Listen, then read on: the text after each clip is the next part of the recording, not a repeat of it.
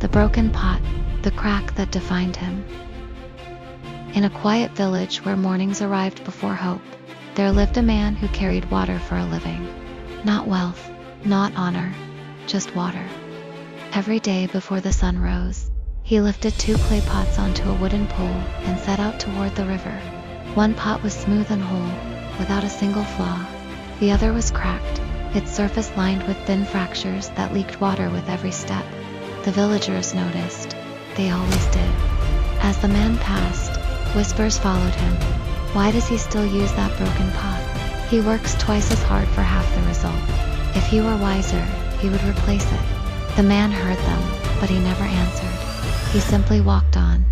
The perfect pot rested proudly on the pole, balanced and confident. The broken pot, however, felt heavy with shame.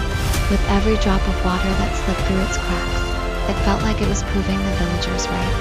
By the time they reached the river, the broken pot already felt defeated. At the riverbank, the man knelt and filled both pots carefully. He lifted them onto his shoulders and began the long walk back home. The perfect pot stayed full. The broken pot leaked steadily, drop by drop, onto the dusty path. By the time they returned, one pot was full. The other was only half. Always years passed this way. The broken pot watched other pots come and go, pots that shattered and were replaced.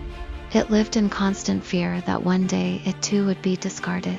Every whisper from the village deepened its shame. Why am I still here? It wondered. Why does he keep carrying me? One morning, as the man rested by the river, the broken pot finally spoke. Master, it said softly, its voice trembling, I am ashamed. The man remained quiet, listening. For years I have failed you, the pot continued. I leak. I waste water. You labor so hard, yet I return home only half full. The other pot serves you with honor, but I bring you disappointment. The river flowed gently, as if waiting. If you wish to replace me, the pot whispered, I will understand. The man smiled, not with mockery, but with understanding. My friend, he said gently, I have always known about your cracks. The pot froze.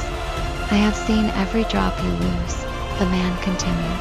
I have heard the voices of the village, yet I have never considered you a burden. Then why do you still carry me? The pot asked. Tomorrow, the man replied, when we walk back from the river, I want you to look carefully at the path beneath you. The pot did not understand, but it agreed. The next morning, they walked as usual. But this time, the broken pot looked down, and for the first time, it truly saw. Along the side of the path where it walked, flowers bloomed. Wild flowers of every color rose from the soil, bright, alive, beautiful. The earth there was soft and nourished. On the other side, where the perfect pot traveled, the ground was dry and bare. The broken pot trembled with confusion. When they reached the house, it finally asked, Master, why are there flowers only on my side of the path? The man gently set the pots down.